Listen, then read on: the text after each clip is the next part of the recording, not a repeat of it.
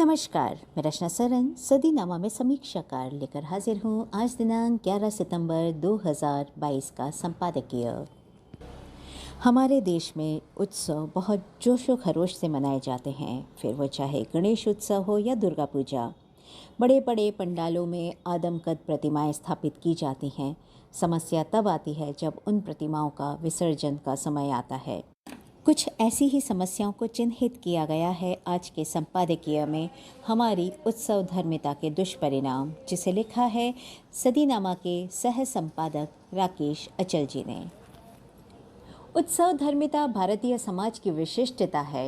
ये प्रणम्य भी है, लेकिन अब यही उत्सव धर्मिता जानलेवा भी हो रही है। इसलिए इसके बारे में नए सिरे से सोचने की ज़रूरत है।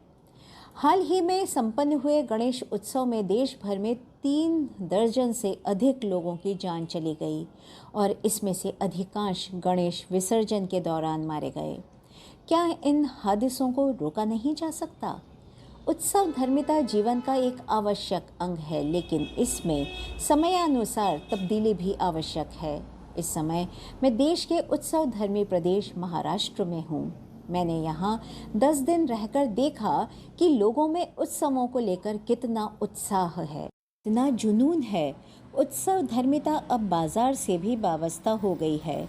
चाहे गणेश उत्सव हो या नवरात्रि का उत्सव, एक बड़ी अर्थव्यवस्था से अपने आप जुड़ गए हैं।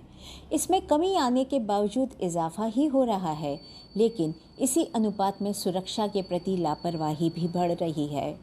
गणेश उत्सव के दौरान महाराष्ट्र में हजारों विशाल पंडालों में गणेश जी की प्रतिमाएं स्थापित होती हैं।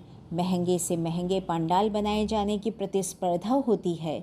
इनके ऊपर अकूत धनराशि खर्च की जाती है।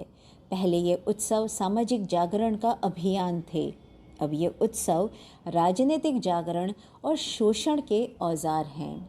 हर पंडाल के पीछे कोई ना कोई राजनेता खड़ा नजर आता है, अन्यथा जन सहयोग से तो ये सब संभव नहीं है। लेकिन सवाल ये तो नहीं है। सवाल ये ही है कि आखिर हम अपनी उत्सव धर्मिता को कौन सा स्वरूप दे रहे हैं। अब हमारे सामने इन उत्सवों के जरिए लोक जागरण का लक्ष्य नहीं है।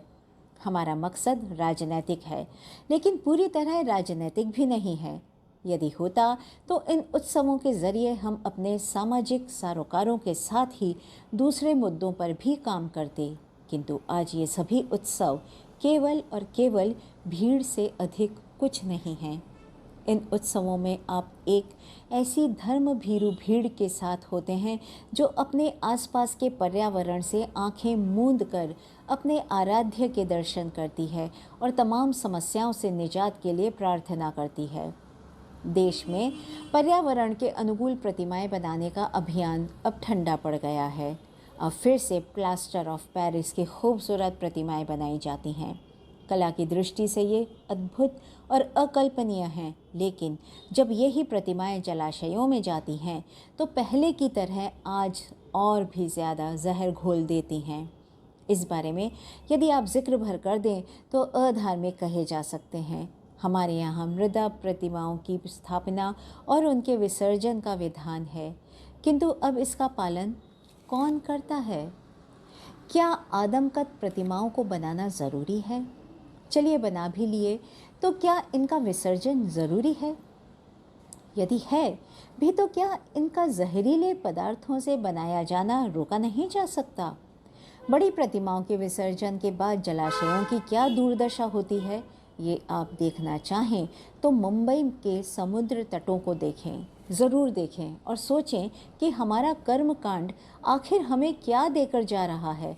हमारी परंपराएं कहती हैं तो प्रतिमाएं बनाई जाएं, लेकिन ऐसी बनाई जाएं जो जल में घुलनशील हों, जिनकी साज सज्जा में कोई जहरीला रसायन इस्तेमाल न किया जाता हो और जिनके विसर्जन में पूरी सावधानी बरती जाती हो।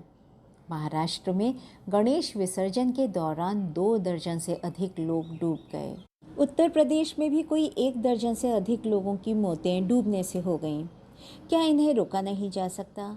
क्या हम जीवन की कीमत पर अपने उत्सव मनाते रहेंगे? आने वाले दिन लगातार उत्सवों के हैं। पितृपक्ष समाप्त होते ही नवदुर्गा उत्सव हमारे सामने होगा।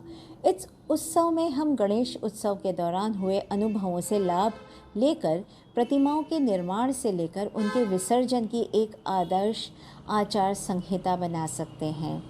हमारी उत्सव धर्मिता को हिंदू मुसलमान के नज़रिए से नहीं देखा जाना चाहिए। जो हादसे प्रतिमा विसर्जन में होते हैं वैसे ही हादसे मुहर्रम के दौरान ताज़ियों के विसर्जन में भी होते हैं। हर हादसा जीवन हानि के आंकड़े बढ़ाता है, लेकिन यहाँ हमारी संवेदना धर्म के ज्वार में गायब हो जाती है। हमारी धार्मिकता अब स्वच्छंदता का रूप ले रही है। अब हम इस प्रकार हर कानून को अपने लिए अप्रयोज्य मानकर चलते हैं। बहरहाल उत्सव धर्मिता हमेशा जिंदाबाद रहनी चाहिए, हर समाज में रहनी चाहिए, क्योंकि देश के हर भूभाग में रहनी चाहिए, क्योंकि इसी उत्सव धर्मिता के ज़रिए हम और हमारा समाज तमाम विसंगतियों के बावजूद खुशी के कुछ क्षण हासिल कर पाता है। इसलिए मैं न मूर्ति निर्माण के खिलाफ हूँ और न उनके विसर्जन के। मैं होली में गीले रंगों और दीपावली पर आतिशबाजी के खिलाफ भी नहीं हूँ। सब होना चाहिए, लेकिन कायदे से, सीमाओं में। हम धार्मिक उत्सवों के लिए बिजली चुराना बंद कर सकते हैं। हम कम नुकसानदेह आतिशबाजी का सामान बना सकते हैं, होली के कम जहरीले रंग बना सकते हैं। ये सब किसी सरकार की जिम्मेदारी हो सकती है, लेकिन सबसे बड़ी जिम्मेदारी समाज की है, बाजार की है। बाजार हो या सरकार, समझे कि जीवन सबसे ज़्यादा कीमती है। जीवन होगा तभी उत्सव होंगे।